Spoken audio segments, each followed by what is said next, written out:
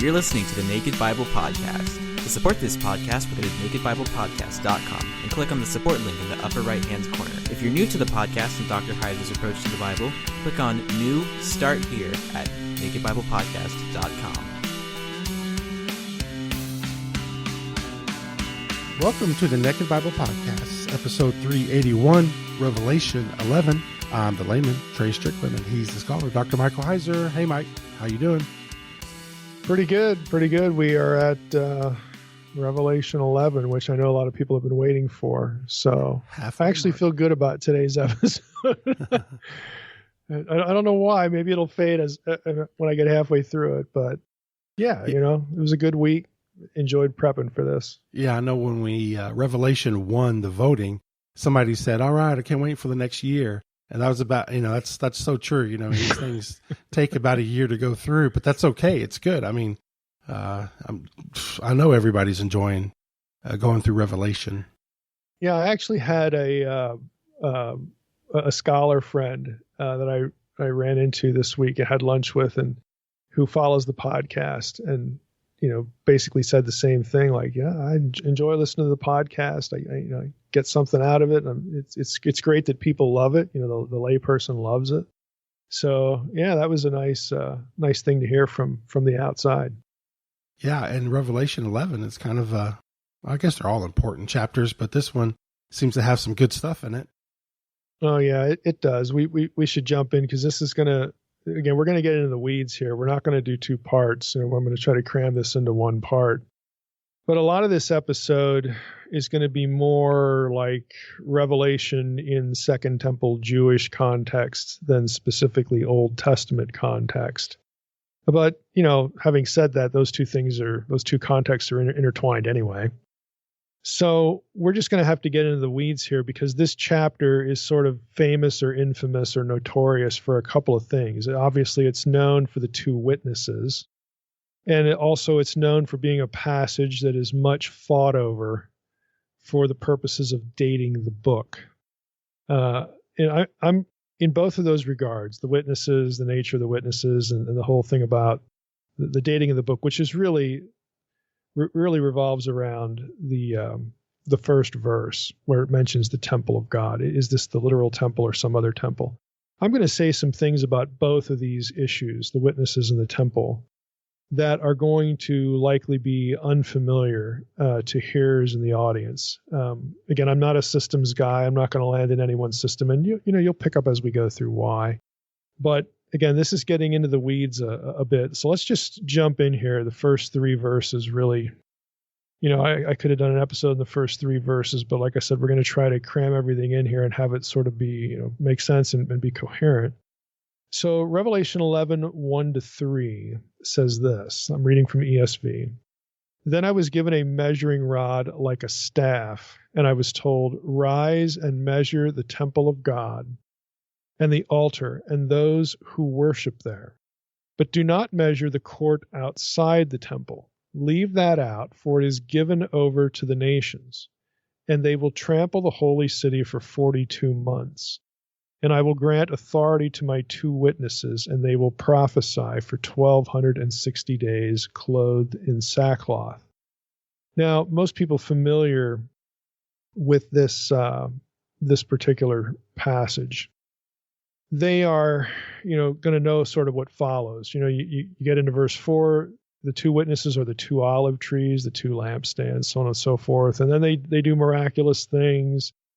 And then the beast that arises from the bottomless pit makes war on them in verse 7 and conquers and kills them. And then their bodies lie in the street, for a while. So really, it's Jerusalem, okay, symbolically called Sodom and Egypt, where the Lord was crucified, and very, very obviously Jerusalem.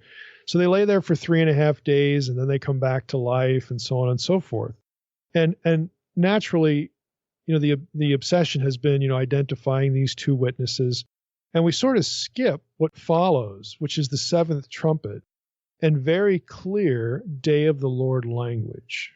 And in a system like, we'll say, premillennialism, standard premillennialism, day of the Lord is at the end of the tribulation. But again, that part of Revelation 11 sort of gets skipped And we have the first part, happening in, before the end and chopping it up into chronological bits because John uses this number 1260 days. And you have all these charts and systems and whatnot. So there's a lot in this passage that has fueled a lot of speculation. And I'm going to try to maybe not unravel it, but I'm going to get into the weeds in terms of context for these things and hopefully, help stimulate some, I think, better thinking, or at least better contextual thinking about what's going on. So let's start here with the first thing, the measuring rod. Okay, this measuring reed. Now, this image is drawn from Ezekiel 40, specifically verse 3. But this is the part of Ezekiel. We did the series on Ezekiel about the temple there in Ezekiel 40 through 48. But Ezekiel 40, verse 3 says the following. Let me just look that up real quick, and Ezekiel's talking. When he brought me there, okay, this person sort of showing it's a vision. Okay, so he's escorted in this vision. When he brought me there, behold, there was a man whose appearance was like bronze with a linen cord and a measuring reed in his hand. And so this man, quote unquote man, is going to proceed to measure the Ezekiel's temple. So this is where the imagery is drawn from in Ezekiel. And on in his commentary notes, measuring can be a metaphor for destruction. Like you measure it, but what you're actually doing is planning to destroy the thing you're measuring. And he gives a few references: 2 Samuel 8:2, 2 Kings 21:13, Amos 7:7 through 9, Isaiah 34:11, Lamentations 2:8. But it can also be a metaphor for preservation. And that element is also in 2 Samuel 8:2, and Ezekiel 40:1 through 6, 42:20, and Zechariah 2:5. So, we have kind of both things going on here. And Owen believes that in this passage, in Revelation 11, it's a metaphor for preservation. That's just where he lands. Now, the speaker who issues the command is unidentified. The act of measuring is never actually carried out in the passage. So right away, you kind of have like what's going on here? And on in his commentary gets into some of these details. And so we'll go back to him, and here's what he says as he starts to get into the material. He says, the Old Testament text on which the section has been modeled, that is Ezekiel 40 through 48 broadly, is introduced with an explanation of how the visionary was transported to a high mountain in the land of Israel, where he saw a structure like a city opposite him. Similarly, in Revelation 21:9 and 10, John describes how an angel transported him to a high mountain where, after seeing the New Jerusalem, the angel proceeds to measure parts of it. This passage, along with Revelation 21:10 through 27, alludes to Ezekiel 40, verse 3 through 42:20, and Zechariah 2:1 through 5, though the latter passage is much closer to Revelation 11:1 because of the absence of the actual act of measuring and the focus on the theme of divine protection. In Ezekiel 40, verse 3, a man, probably an angel, uses the measuring rod, as we read in Revelation 20, verse 15. And it is also a man, but again, presumably an angel, who does the measuring in the Qumran, the Dead Sea Scroll fragments, of an apocalypse on the heavenly Jerusalem. So you actually get the same kind of thing in some of those texts.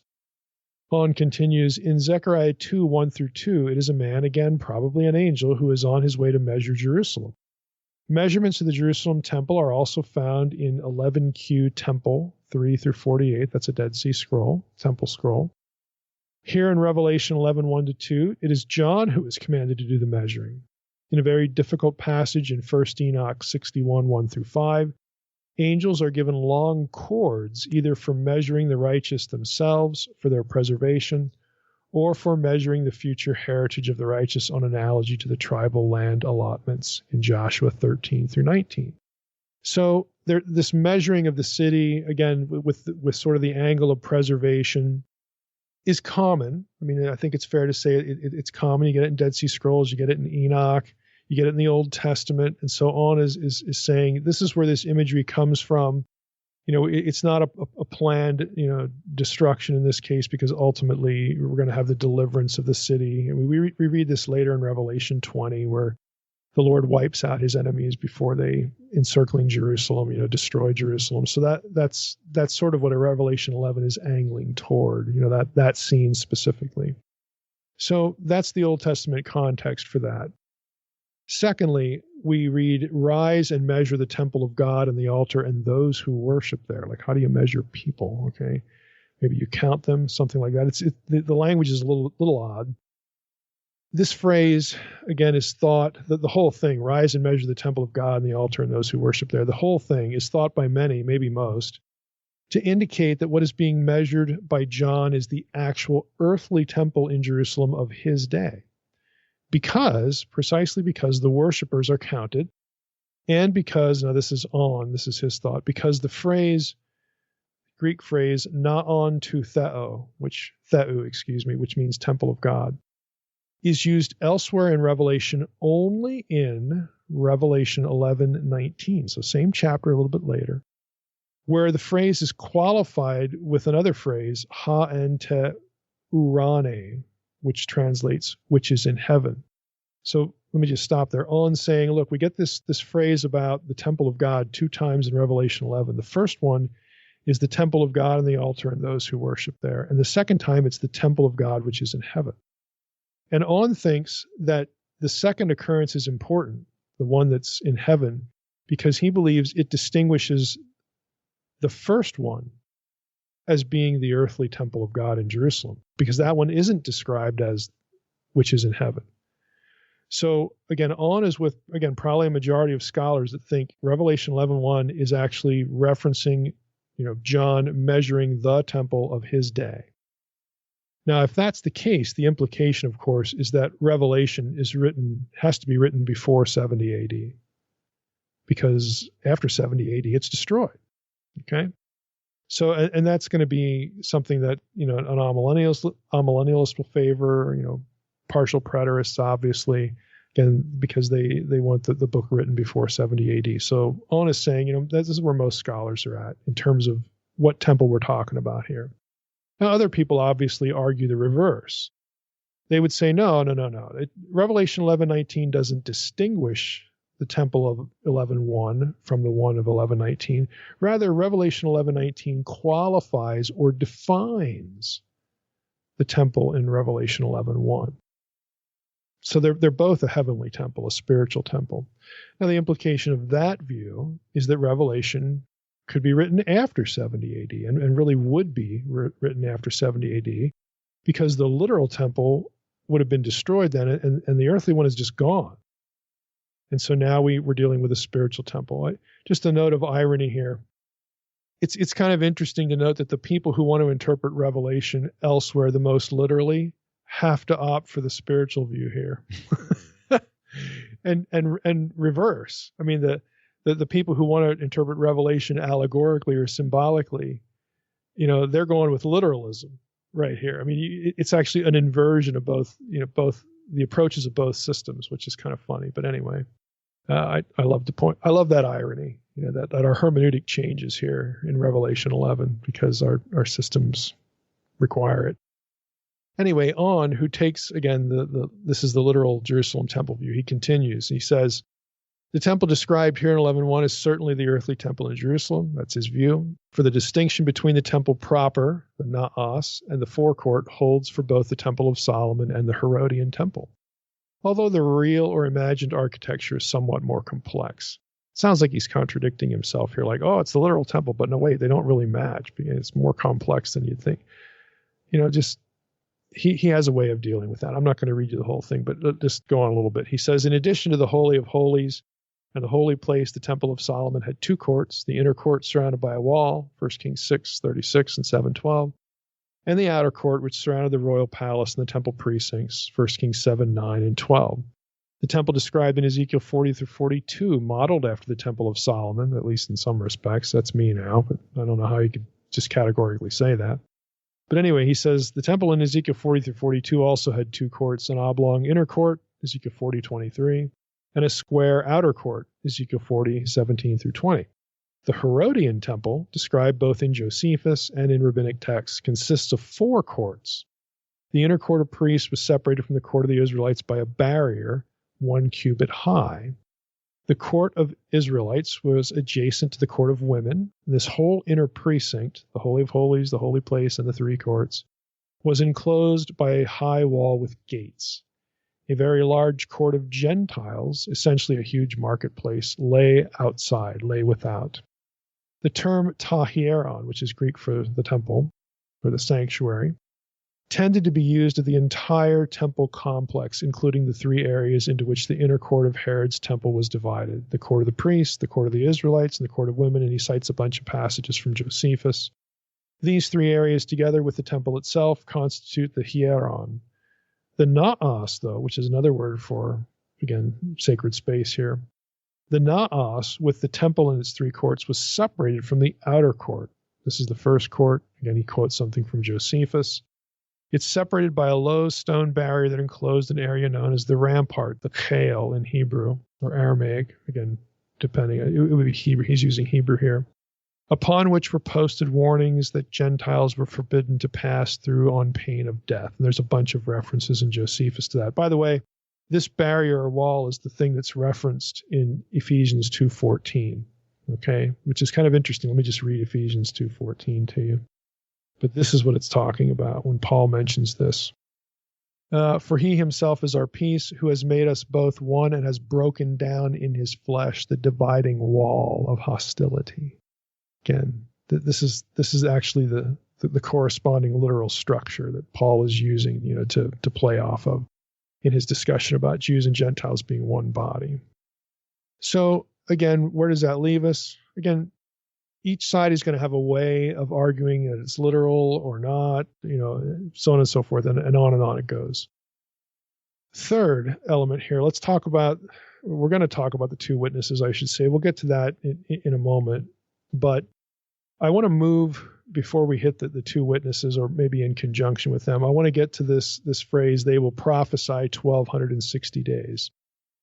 Now, On says the period of 42 months, again, 1,260 days, which is also mentioned in Revelation 13:5, where it is the period during which the beast exercises authority, is a symbolic apocalyptic number for a divinely restricted period of time, often a limited period of eschatological tribulation, ultimately derived from Daniel 7:25 and Daniel 12:7. That's going to become important.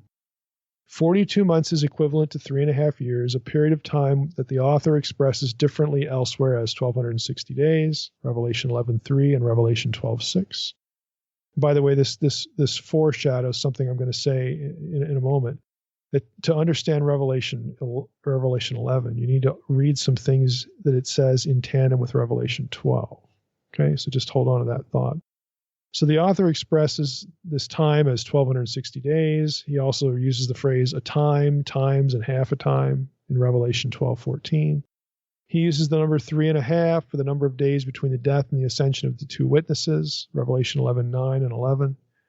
Therefore, while John uses 3 different time designations to express 3.5 years, the reference to a time, times, and half a time in Revelation 12:14 makes it clear that there he is also alluding to Daniel, specifically Daniel 7:25 and Daniel 12:7. Now, I read that because we want to reinforce the point that the background to Revelation 11 here with these numbers is ultimately the book of Daniel.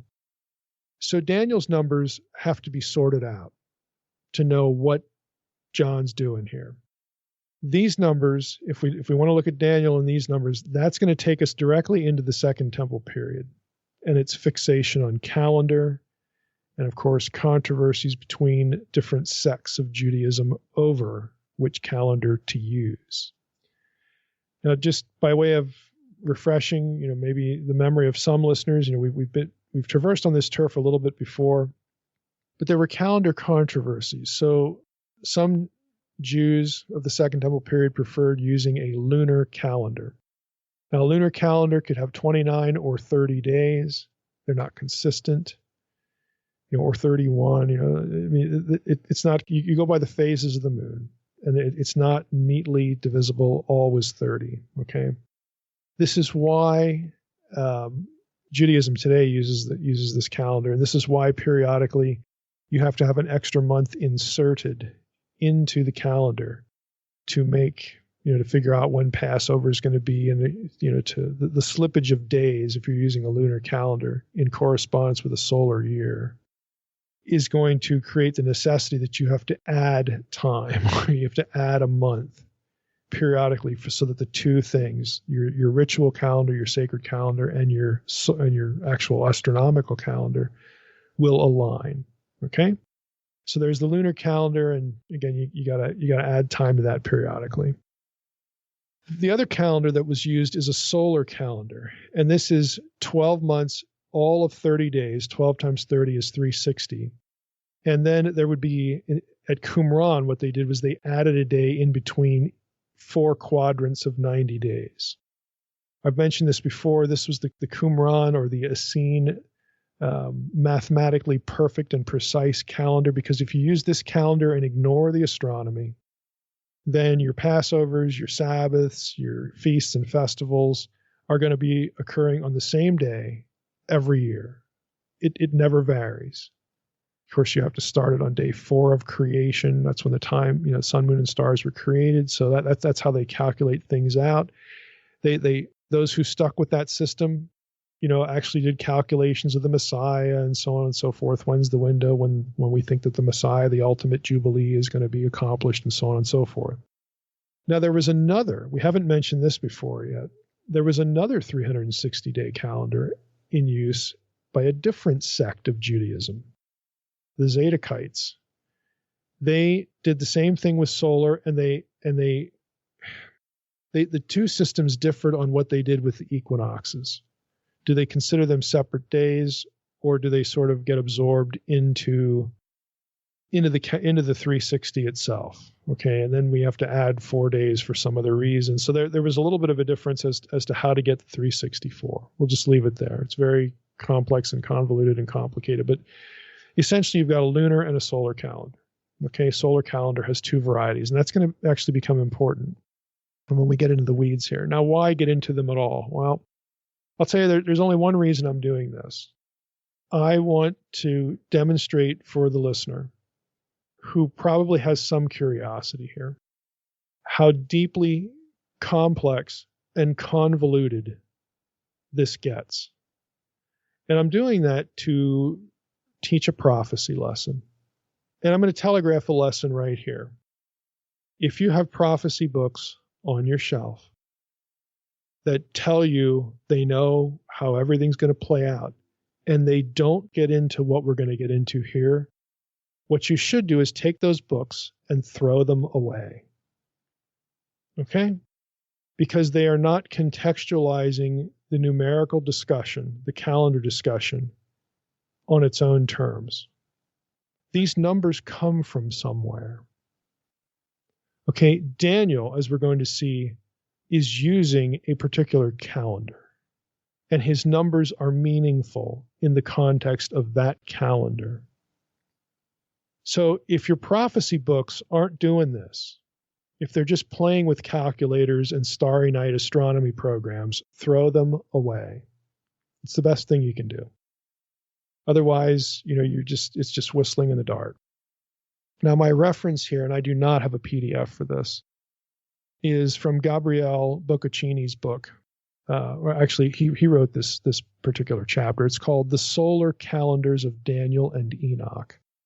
It's in a book called The Book of Daniel, Volume 2, Composition and Reception. It's published by Brill, so it costs you an arm and a leg.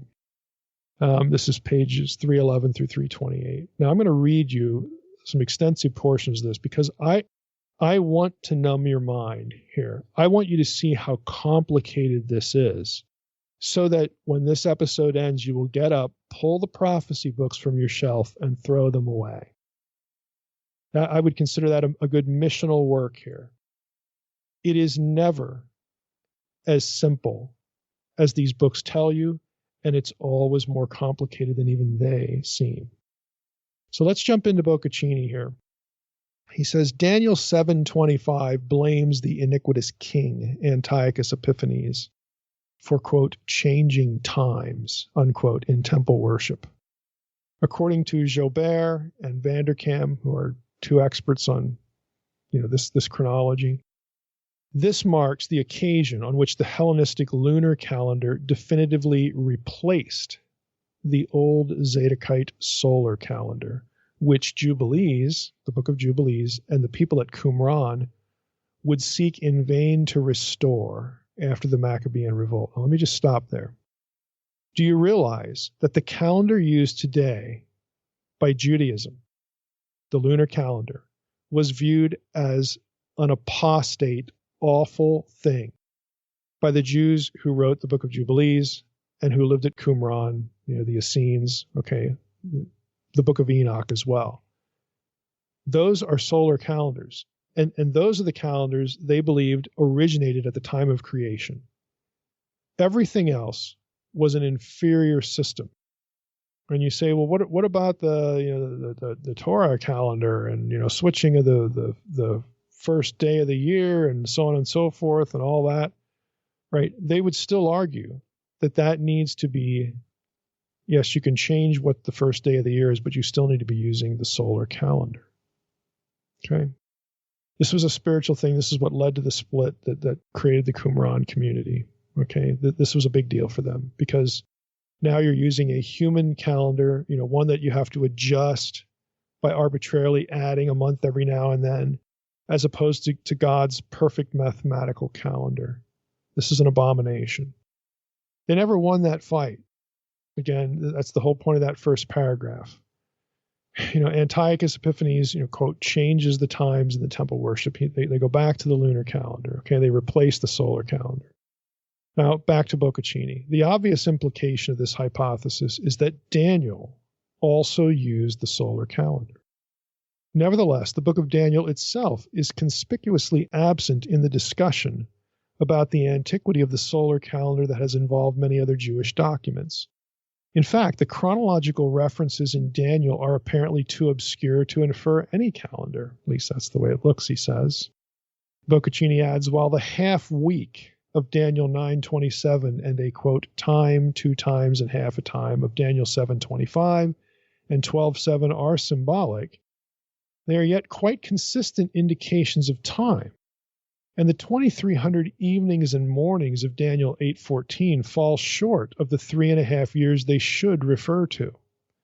And to make matters worse, the 1,290 and 1,335 days of Daniel 12:11 to 12 somehow go further. In other words, they're not too short, they're too long. While none of these figures explicitly supports the solar or lunar calendar, there are some indications that Daniel may have indeed used a solar calendar. In Daniel 12:11 through 12, now here's where it really gets dense. If you think it's dense now, just hang on. It's going to get worse. In Daniel 12:11 and 12, the difference between 1335 and 1290 is 45 days. This figure makes sense only if we have 2 consecutive 30-day months. 1 month plus a half, 30 plus 15, which is possible only in the solar calendar. Whoever wrote Daniel 12, therefore, knew a calendar in which the months were not calculated according to the moon.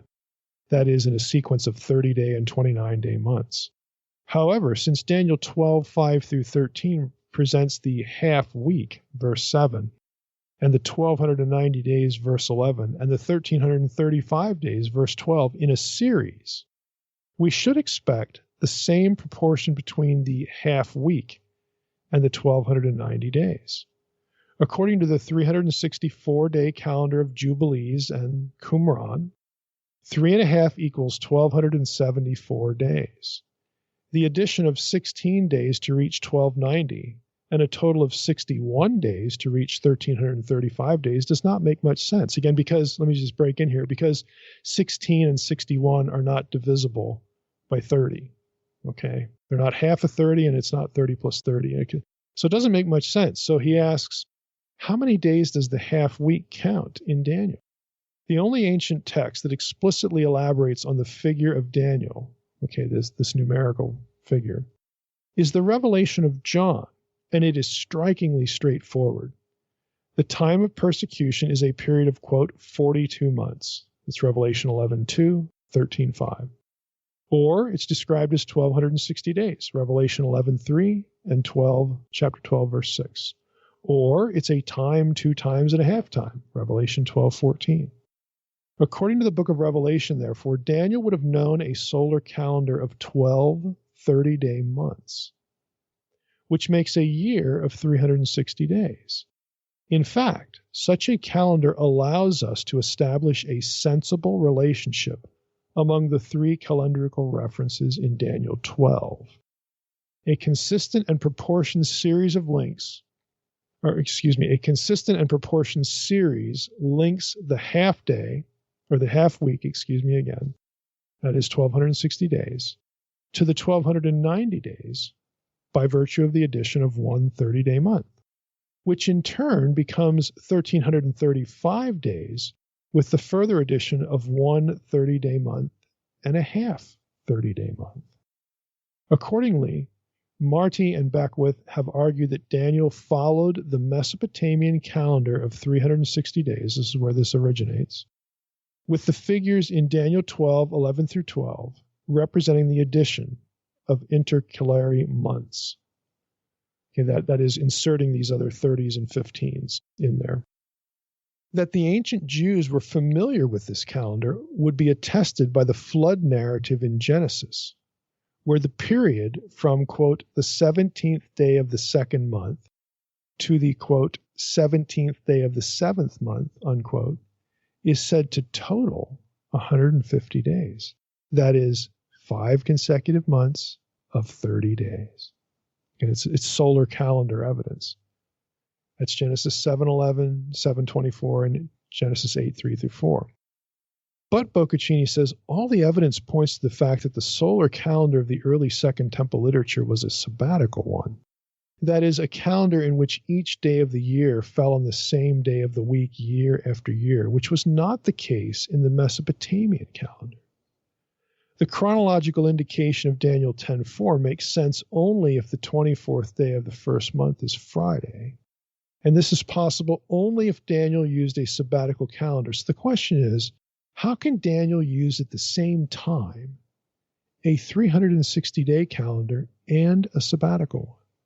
And that's the end of Boccaccini for now. And that is indeed the question. Now, the answer, you want to close your ears now if you're married to an early date of Daniel. Okay? Just turn it off, cover your ears, okay? The answer is that Daniel shows awareness of 2 Second Temple period calendars, both the Enochian 364-day and the Zadokite, the Book of Jubilees calendar, also 364 days. These 2 calendars differed on how they handled the solstices. One counted them as days and the other didn't. Daniel is a blend of the 2 in terms of its calculations. Now back to Boccaccini. He says, every time Daniel refers to the period of Antiochus' persecution, particularly in the key prophecy of chapter 9, it gives the figure of a half of a week of years.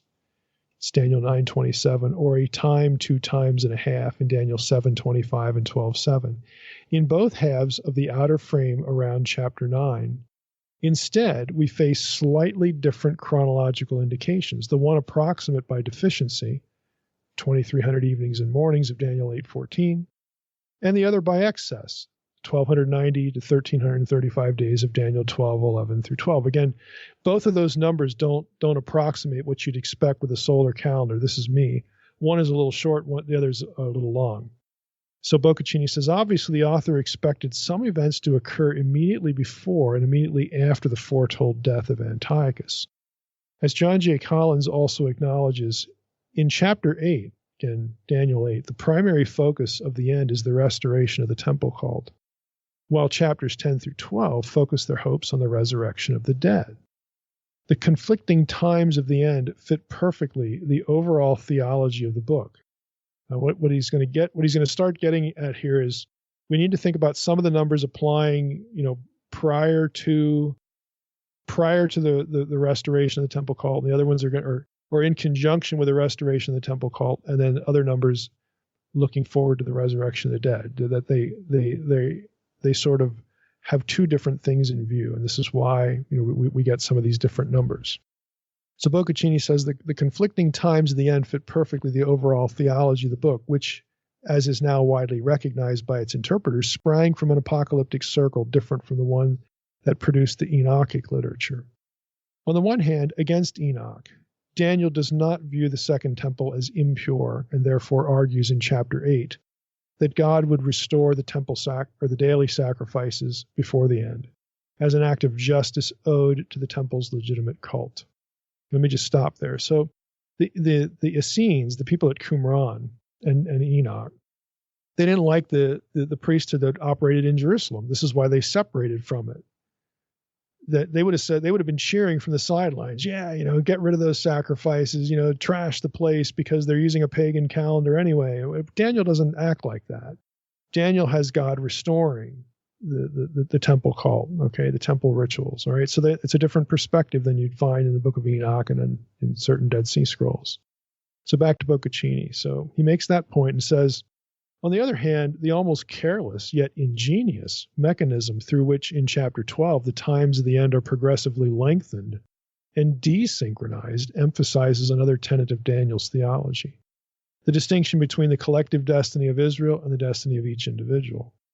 Daniel rejects the Enochic claim that angelic sin has substantially deprived human beings of personal freedom, the ability to endure, and responsibility. Now, let me just pause there. Boccaccini's not saying that Daniel rejects the idea that the Watchers contributed to human sin. Rather, Daniel is rejecting the Enochian notion. The Enochians were basically fatalists.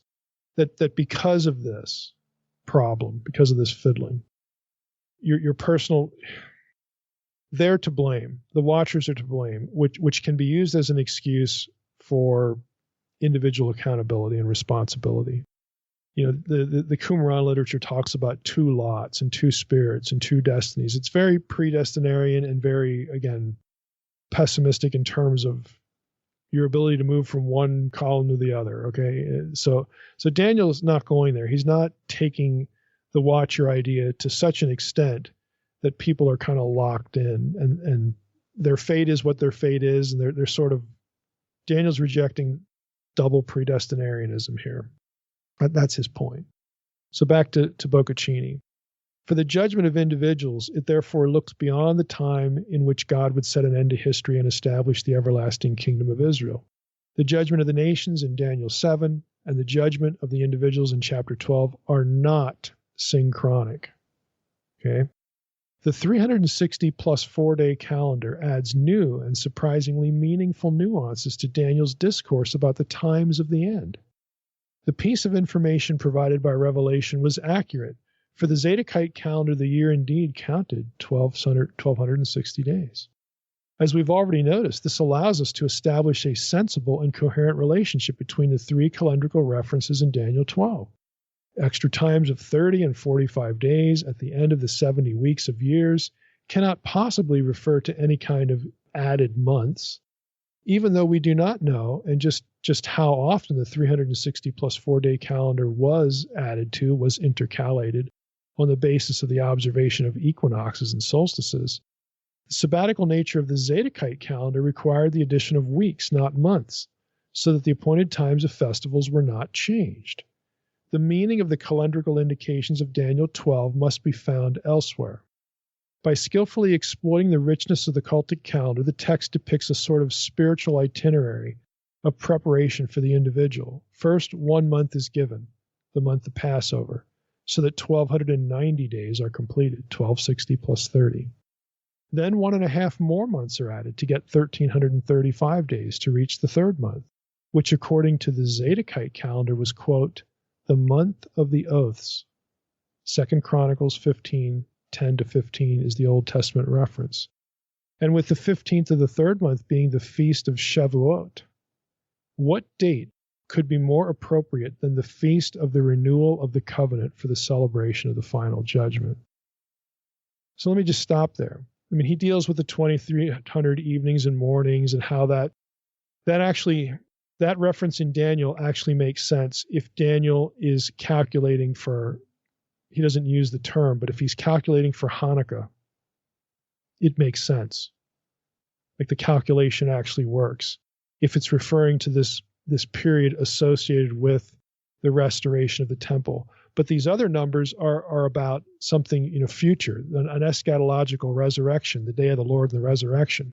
So the 2300 evenings and mornings is referencing, again, Second Temple Jewish events associated with the devastation of the temple under Antiochus and its restoration, which involves what we know today as Hanukkah.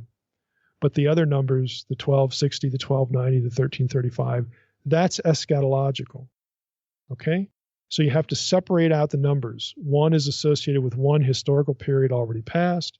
The other one is eschatological. And the numbers have historical, coherent meaning and theological meaning if you do that. But to do it, here's the point. To do it, you have to use the Zadokite calendar. And that is only known from the Second Temple period. So I'm wondering if you're catching the implication already. Whoever wrote Daniel had to know that calendar.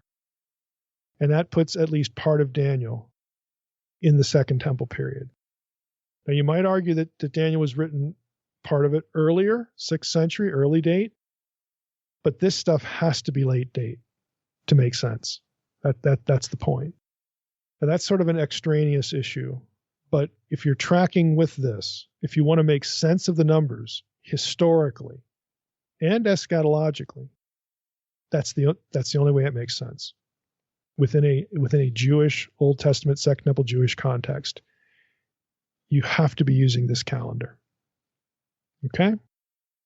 Now let's go back here and ask, well, how does this relate to Revelation 11? Again, it relates in terms of the expectation, the use of some of these numbers from Daniel. Whoever's writing Revelation 11, John, okay, he's on eschatological turf. And so the question is, how does this work out in his eschatological system? And I'm going to suggest to you that the key element is going to be this. To observe the content of Revelation 11 and 12, because they're going to use the same language in both chapters. Like one will use like a number and the other one will say time 2.5, time times and a half time. They're talking about the same thing. You have to understand these numbers and their system in tandem. Revelation 11, Revelation 12. Okay? That's key. And the second key element is there's a lot of day of the Lord language here, which in our parlance, our prophecy talk, is at the end of the tribulation. Okay? Day of the Lord, final judgment.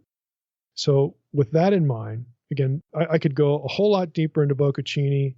He does all the math, how all of it works out to the day. I mean, he actually he says this. He says, in Daniel's calculation, the fall equinox of 167 BC marks the division of time at the middle of the last week of years and the beginning of Antiochus' persecution.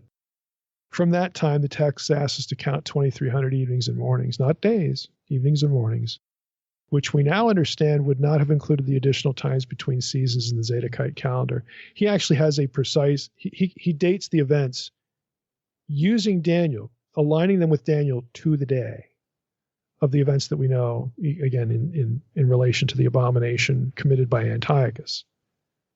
Believe it or not, it makes sense. Again, if you have this particular calendar in your head. So let's not go drift back into that. Let's talk a little bit about the two witnesses and get into the language of Daniel 11 and 12 and the day of the Lord stuff, because that's ultimately what we want to be thinking about.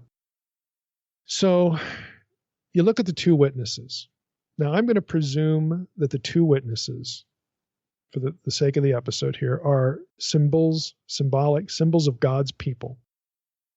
Either we have God's people being delivered by miracles in line with the Exodus plague imagery. Again, there's some clear Exodus stuff here. Or we have two people who breathe fire. Okay, let's go back at Revelation 11 and read. My point here is that let's be consistent. It's easy to talk about, literal two people, Enoch and Elijah, and Enoch and Moses, or whoever, but then skip over the stuff that's just is crazy. It's crazy town, okay? So here we have the two witnesses. These are the two olive trees and the two lampstands that stand before the Lord of the earth. And if anyone would harm them, fire pours from their mouth and consumes foes. Really? Like Enoch and Elijah come back and they can breathe fire? If anyone would harm them, this is how he is doomed to be killed. They have power to shut the sky. Now people will say, oh yeah, Elijah did that. No rain may fall during the days of their prophesying. They have power over the waters to turn them blah. Moses did that. Strike the earth with every kind of plague. Moses again. Let's vote for Moses. And then they have finished their testimony. The beast, rises from the bottomless pit, kills them. They lie in the street of Jerusalem for 3.5 days, and then they're raised. It's all literal. It's all literal. Yeah, except the line about fire pouring from the mouth. What about that? Well, that's figurative. Okay, if that's figurative, why isn't the other stuff figurative? Well, because we need 2 prophets to do that stuff. Again, why can't it be a reference? Why can't each of the 2 witnesses represent the people of God, which is, prophets did that too. They were divinely appointed, to speak on behalf of God, to his people and for his people in different, occasions. Why don't we interpret all of it one way as opposed to most of it one way, and then when it doesn't work, we do it the other way? And I'm just suggesting to you, we might want to think a little bit differently about it so that we don't have this consistency problem. But anyway, I'm going to assume that they are symbolic, and I'm really going to do that not because of this, not because of the inconsistency thing. I'm going to do it because of the day of the Lord stuff. So again, we don't have two literal humans breathing fire here. I would say it's also symbolic because of the point of reference of the 2 witnesses. The 2 witnesses are the 2 sons of oil, and it's olive oil, the term, the B'nai Yitzhar, from Zechariah 4, 11, and 12. So let's just read Zechariah 4. This is where the 2 witnesses stuff comes from. Then I said to him, what are these 2 olive trees on the right and the left of the lampstand? This is the vision of the lampstand. We've been in Zechariah 4 several times. Okay, I'm not going to read the whole thing here. If I need to dip into it before we're done here, I'll do that. But, Zechariah, what are these 2 olive trees on the right and left of the lampstand?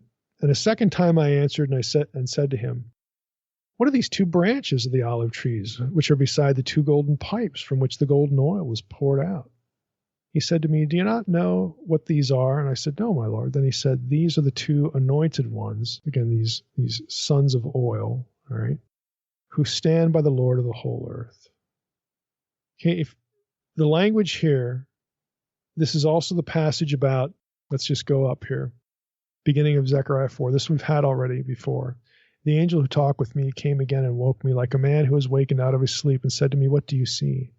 I said, I see and behold a lampstand of all gold with a bowl on the top of it and 7 lamps on it, with 7 lips on each of the lamps that are on top of it. There are 2 olive trees by it, one on the right of the bowl, the other on the left. Okay, and I said to the angel who talked with me, what are these, my Lord? Then the angel who talked with me answered and said, do you not know who these are? I said, no, this is the word of the Lord to Zerubbabel. Now catch what he says here. Not by might, nor by power, but by my spirit, says the Lord of hosts. Where have we heard that before? It's from Hosea 1, verse 7. And this is the chapter where God forsakes his people. He calls them Lo Ami, not my people. And it talks about the restoration of the people of God, Israel, corporate. What the point is that when the angel and the prophet, again, have this conversation, this is a vision, by the way, so that it's a heavenly vision, all right? And we've seen elsewhere that the eyes of the Lord, again, these 7 are the eyes of the Lord, the chapter goes on, that range through the whole earth, and the 2 olive trees on the left of the lampstand. It's all part of the same vision. The eyes of the Lord are the members of the divine council. Remember, we had this about the heavenly books and so on and so forth. This is a heavenly vision with heavenly things, heavenly creatures, supernatural beings.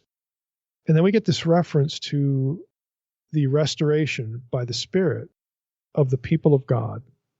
It's language, not by might nor by power, but by my Spirit. It's language in Zechariah drawn from Hosea chapter 1, which is the restoration of the people of God. It's not 2 individual guys. It's something bigger than that. The 2 sons of oil represent heavenly people of God. Okay, the redeemed people of God. Okay, let's just put that in our heads here. Going back to Daniel 12, the extra time added for future hopes, okay, that we read about. We're not concerned with the stuff that's already past history that is associated with Hanukkah, the 2300 days. We're concerned about the other stuff. Let's just do some imagining here. Let's just do, a little bit out of the box thinking. We today, as believers, okay, we're going to try to think symbolically here. We today, as believers, are not looking for the restoration of a literal temple cult, a literal temple again. Why? Because we believe that the book of Hebrews is correct. Sacrifices will not come back if Christ's high priestly work is sufficient for all believers. It either is or it isn't. His atoning death covered all people yet future to that death. When Jesus died, 30 some AD or whatever, his death was sufficient for you and me listening to, and doing this podcast. Okay, his death covered all people yet future. It makes zero sense to say it atoned for us, but not people living in the millennium. Makes no sense at all. And it creates a contradiction with the book of Hebrews. That's at this point where I've heard people say, well, the sacrifices will explain to Jewish people what Jesus did. And so all this prophecy stuff in Revelation 11 requires that the temple be rebuilt, even if the temple was destroyed. I mean, we know it was, and we don't really care necessarily how that affects or doesn't affect. People will say that when the book was written, it doesn't give us an absolute answer. Okay, it doesn't. But the temple's gone now, so we need a new temple and a new cult, and then all these things that John and Daniel talked about in the original vision about the abomination of desolation. That requires a temple. Okay, it requires a temple. And why do we need a temple? Well, it's going to explain to Jewish people what Jesus did, and the sacrifices are going to come back, and temple. Now, of course, the temple might get rebuilt, but my position is that it has nothing to do with a prophecy. There's nothing requiring the temple. Why? Because the book of Hebrews is right. It makes no sense for us as believers. We're talking about the return of Jesus. We're not talking about the first arrival of some Messiah that isn't Jesus, okay? We're talking about the second coming, the return of Jesus. If the death of Jesus was sufficient, the book of Hebrews, says it is, then we do not need or we shouldn't even look for the temple system to come back. It makes no sense to say it'll explain to Jewish people what Jesus did. You know why? Because Jewish people today come to the Lord all the time. They don't need the temple restored. They don't need the sacrificial system restored. You know what they need? They need you to hand them a New Testament. They need you to present the gospel. That's how they come to the Lord. Well, I'd love to witness to you and lead you to Christ, but first we have to have this temple rebuilt. And then when you watch us kill an animal, then you'll understand. It's just absurd. But I hear it a lot. It's absurd. Jewish people come to the Lord every day without any of this. So let's just try to kind of throw out of our heads this thing that we think is needed for the abomination stuff to happen, for the two witnesses to happen, the measuring of the temple court and all this stuff. What if the two witnesses simply referred to the people of God? Okay, let's just go from that point and just kind of see where would that leave us? Now, Jews of Jesus' day, of course, they would have considered Daniel's 70 weeks and all this stuff, the abomination, to have already happened. Back at Antiochus, he was a jerk. But Jesus alludes to the abomination being yet future. We all know this from Matthew 24. So it might sound to some like Jesus' own prediction of the abomination yet to come was fulfilled in 70 AD. Well, if that's the case, why didn't Jesus return then? Because the abomination and the return of the Son of Man are linked in Matthew 24:29. It says immediately after, the abomination, the Lord's going to come. It doesn't say eons later. It says immediately after. Go look it up. So that doesn't really seem to be 70 AD doesn't really seem to be the reference point there. Otherwise, how did we miss the second coming? Let's ask another question. Does abomination really mean the destruction of the temple? See, everybody sort of assumes that the abomination requires a literal temple, and the temple is going to get desecrated and, maybe destroyed because, look at what Antiochus did. He's the type of the Antichrist. Well, he is, but you know what? He didn't destroy the temple. So how can 70 AD, the destruction of the temple, be a reenactment of the abomination? Why not just defile it instead of destroy it? Again, my point is that maybe 70 AD doesn't really work for a great reenactment, even though some think it does. Is there any reason to take Revelation 11 as pointing to, more to the eschaton than 70 AD, like beyond 70 AD? So let's read Revelation 11. Go back there. We have a few minutes left here. Revelation 11, 15 through 19. Now just listen to the language. This is the rest of Revelation 11 after you get through the two witness stuff, that's the part everybody reads. But the seventh trumpet is 15 through 19. Now just listen to this. Then the seventh angel blew his trumpet, and there were loud voices in heaven saying, "The kingdom of the world has become the kingdom of our Lord and of his Christ." Well, that certainly didn't happen in 70 AD. And he shall reign forever and ever. This sounds like end of the world. This is one of the outcomes of the day of the Lord. And the 24 elders who sit on their thrones before God fell on their faces and worshiped God, saying, "We give thanks to you, Lord God Almighty, who is and who was, for you have taken your great power and begun to reign. The nations raged, but your wrath came." Remember the nations? Why do the nations rage? Psalm, 2 and all this kind of stuff. Some of these early psalms, these messianic psalms. The nations raged, John says, Revelation 11:18, but your wrath came, and the time for the dead to be judged. It's the day of the Lord. It's final judgment stuff. And for rewarding your servants, the prophets and the saints and those who fear your name, both small and great, and for destroying the destroyers of the earth. There would be your human and your supernatural, the fallen gods, getting what they deserve. Again, it's day of the Lord language. Then God's temple in heaven was opened, and the ark of his covenant was seen within his temple. There were flashes of lightning, rumblings, peals of thunder, and an earthquake and heavy hail. It's Sinai imagery all over again. God making a covenant with his people. Okay, this tying together the things that are happening now with the moment when God created his people anew, bringing them out of Egypt. Let's try to think bigger, try to think more abstractly. Again, this is obviously Day of the Lord stuff. It's not 70 AD. It's something far future, okay? So in Revelation 11, let's go back to the numbers. You get these 1,260 days, the two witnesses, all this kind of stuff.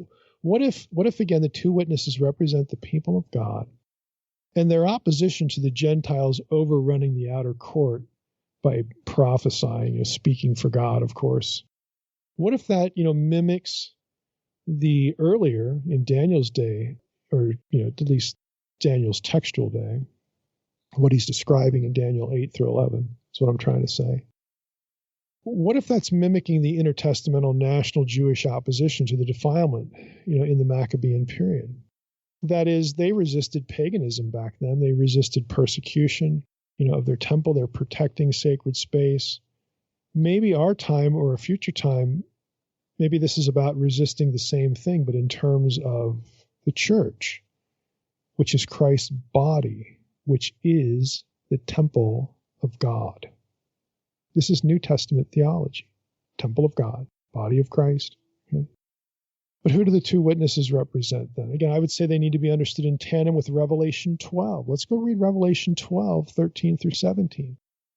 When the dragon saw that he had been thrown down to the earth, he pursued the woman. Remember the woman giving birth in Revelation 12? The woman is Israel because she's giving birth to the Messiah. Okay.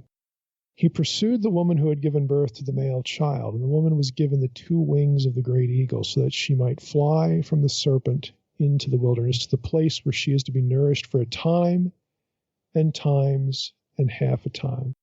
By the way, the 2 wings reference there, it's a reference back to Exodus 19. You yourselves have seen what I did to the Egyptians, how I bore you on eagle's wings. Again, Israel, people of God, born on eagle's wings. Here you go, Israel's the woman here. The serpent poured out water like a river out of his mouth after the woman to sweep her away with a flood. Wants to get rid of them with water. Wonder what that sounds like. But the earth came to the help of the woman, and the earth opened its mouth and swallowed the river that the dragon had poured from his mouth. Then the dragon became furious with the woman and went off to make war with the rest of her offspring. Who's the rest of Israel's offspring? Is it ethnic Jews only? Or is it the children of Abraham who are also Gentiles? In other words, is it the church? Well, I think the next line kind of qualifies that. Let me read the whole verse. Then the dragon became furious with the woman and went off to make war on the rest of her offspring, on those who keep the commandments of God and hold to the testimony of Jesus. Okay, your unbelieving ethnic Jew does not hold to the testimony of Jesus.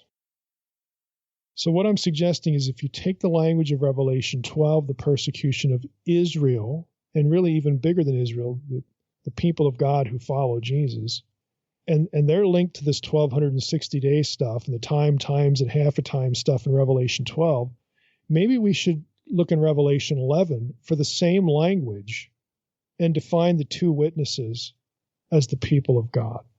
Again, symbolically. And you know what's really cool? If you loop the Zadokite calendar into this, here's the last thought for the day. If you loop the Zadokite calendar into this, remember how the extra days that you go from 1260 to 1290 to 1335, the last one ends with the Shavuot feast. Okay, it's the Feast of Weeks. What's the Feast of Weeks celebrate in the Old Testament? The Feast of Weeks celebrated when the harvest had been brought in. Remember the Gospels? The fields are white unto harvest. In other words, this calendar ends when all believers are gathered. The gathering of believers, the harvest is accomplished.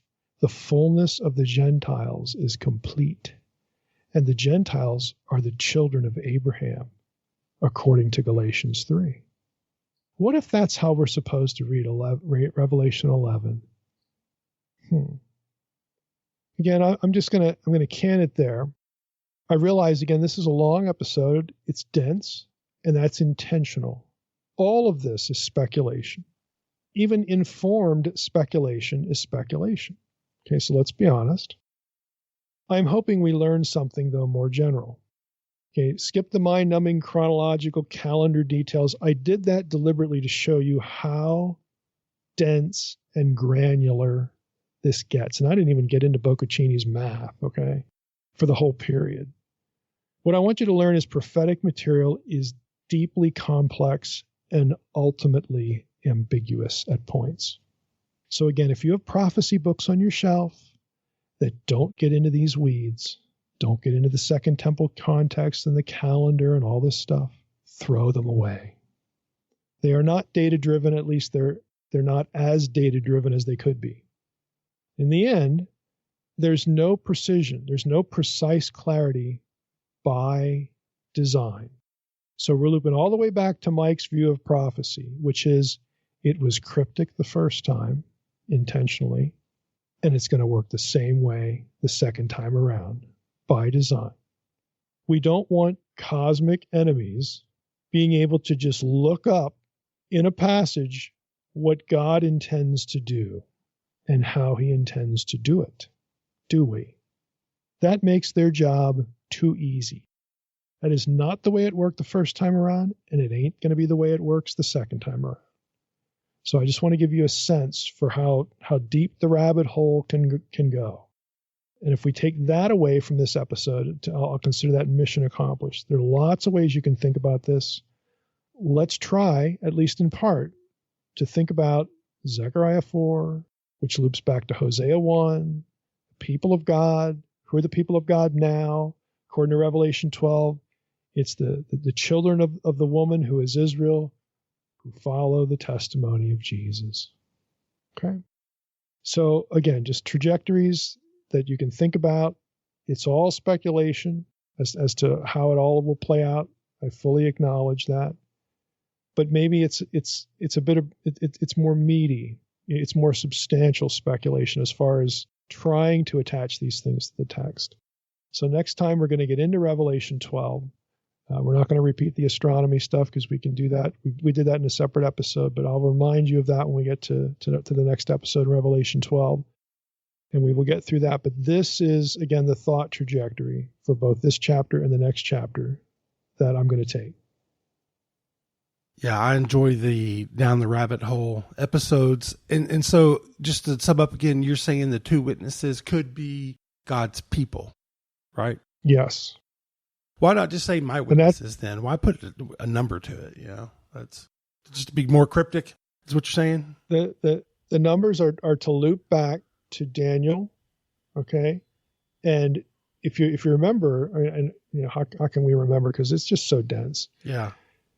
The numbers in Daniel, some of the numbers refer to the Maccabean period when Antiochus is alive and doing his thing, defiling the temple. The other ones are rooted in the resurrection of the dead at the last day. The three numbers that are rooted in Daniel to the resurrection are the 1260, the 1290, and the 1335. And the 1260 is what John plays off on. And if you add, again, if you do the math that Boccaccini suggests, it takes you into the first added 30 days takes you to to Passover. So isn't that interesting? We've got the 1260 mentioned by John. Passover is what? Passover is about what? It's about Jesus. Jesus is our Passover lamb. And you know, when the Lord comes back at the day of the Lord, you know what we're going to be doing? We're going to be having a feast. It's the marriage supper of the Lamb. So again, it's a way of aligning something like the marriage supper, the meal with God, by adding those 30 days. Now we have 1290. We have the 1290 in Daniel, and we have the marriage supper of the Lamb in the book of Revelation. And then if you add the extra days more, you come out to the Feast of Weeks in the Israelite calendar, or the Feast of Tabernacles. No, how about Feast of Weeks? Which again is the time when you commemorate that the harvest has been brought in. It's done. The work is done. Which is where Daniel 11 and 12 leaves us. It leaves us right at the moment of the resurrection, the punishment of the wicked, those who destroy the earth, they're annihilated. Conceptually, you can see how this works. But again, there isn't a set of verses that say, okay, here's how you put this language together with Daniel. The best it can do is suggest it. And so that's where we're left. You know, have we guessed correctly? Have we connected dots correctly or not? And you know, that we're never going to come out with the answer to knowing with precision whether we've aligned things with complete accuracy or not. And that's just the nature of the whole enterprise. Nature of the beast. No pun intended, right? Okay, well, I don't want to touch that one. All right, Mike. Well, with that, I want to thank everybody for listening to the Naked Bible Podcast. God bless. Thanks for listening to the Naked Bible Podcast. To support this podcast, visit www.nakedbibleblog.com. To learn more about Dr. Heiser's other websites and blogs, go to www.drmsh.com.